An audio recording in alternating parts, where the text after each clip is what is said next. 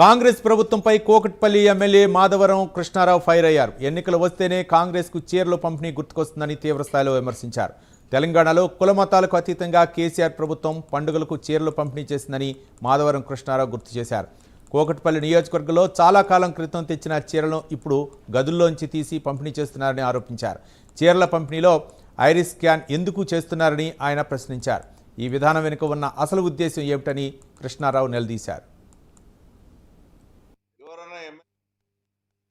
బతుకమ్మ చీరలు హైదరాబాద్ నగరంలో చీరల పంపిణీ కార్యక్రమాలకు చాలా రోజులకు కన్ను తెరిచిరు. మనం బేగంపేటలో అక్కడ రివ్యూ మీటింగ్ పోయినప్పుడు అక్కడ ఆడపరుస్తులు అడిగినప్పుడు జర గట్టిగా ఈ రకంగా చీరలు వేయట్లేదు. బతుకమ్మ పండుగ వస్తే హిందువులు గాని ముస్లిం గాని కైసోలకు ఇచ్చినటువంటి చరిత్ర కేసీఆర్ గారి చరిత్ర ఉండేది. ఈ కాంగ్రెస్ గవర్నమెంట్ ఎలక్షన్లు వస్తే తప్ప చీరలు ఇచ్చే కార్యక్రమం ఇప్పటివరకు చేయలేదు. ఎలక్షన్లు వస్తే చీరలు ఇవ్వాలి, ఎవరైనా ఎమ్మెల్యే చనిపోయి మళ్ళీ బై ఎలక్షన్లు వస్తే చీరలు ఇవ్వాలన్నటువంటి ఆలోచన తప్ప వాళ్ళ చిత్తశుద్ధితో ఇచ్చినటువంటి చీరలు కావు. మా కుకట్పల్లి కాన్ఫరెన్స్ లో సుమారుగా 8 నెలల నుంచి రూమ్లల్లో ఒక్కో రూమ్ లో ప్యాక్ చేసి పెట్టి 8 నెలలు అయింది.